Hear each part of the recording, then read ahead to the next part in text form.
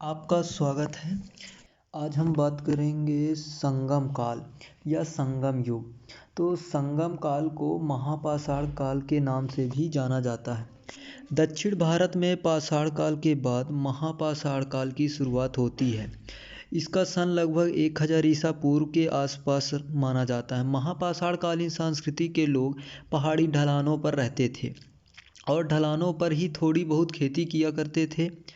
प्रकृति में कृषि में वे लोहे की औजारों का प्रयोग करते थे। मृत भांडों में वे काले व लाल रंग के मृत भांडों का प्रयोग करते थे। सबसे विशेष बात यह थी कि वे मृतकों को कब्र में गाड़ते थे और उन कब्रों के बड़े बड़े पाषाण से ढक देते थे। इसी कब्रों के आधार पर इस संस्कृति का नाम महापाषाण संस्कृति पड़ा।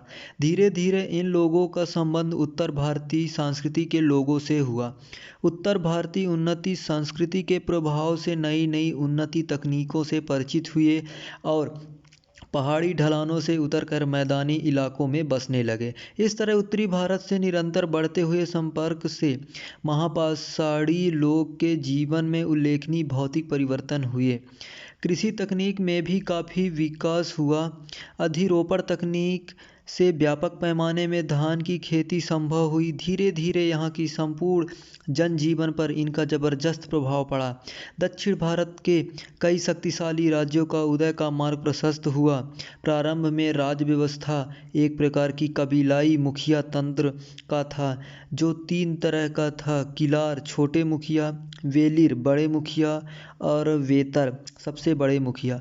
बड़े मुखिया द्वारा छोटे मुखियों को अपने अधीन करने का निरंतर प्रयत्न चलता रहा और संभवतः इसी प्रयत्नों के परिणाम स्वरूप सुदूर दक्षिण भारत में कई राज्य अस्तित्व में आए, जैसे चेर, चोल और पांड्य।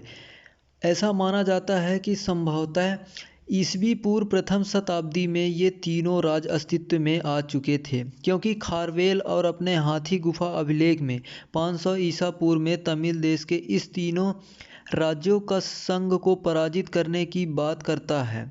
यद्यपि इसके पूर्व मेगास्थनीज 4th शताब्दी ईसा पूर्व में अपने इंडिका नामक ग्रंथ में पांड्य देश की चर्चा करता है और अशोक के अभिलेख में भी इन 3 राज्यों का उल्लेख मिलता है। परंतु ऐसा प्रतीत होता है कि इस समय ये तीनों राज्य अपने कबीलाई चरण में ही रहे होंगे। इन तीनों के अलावा इस क्षेत्र में अन्य छोटे छोटे राज्य भी रहे होंगे। समकालीन संगम साहित्य में ऐसे राज्यों की चर्चा आती है, लेकिन इसमें उपरोक्त 3 ही मुख्य रूप से अभिविसित शासक माने जाते हैं। अब अगर संगम साहित्य की बात करें तो संगम साहित्य इतिहास की जानकारी का सर्वाधिक महत्वपूर्ण स्रोत संगम साहित्य माने जाते हैं। संगम वास्तव में तमिल विद्वान जनों द्वारा एक परिषद हुआ करता था, जिसका कार्य नवोदित तमिल कवियों की रचनाओं तथा मूल्यांकन और अनुमोदन करना होता था।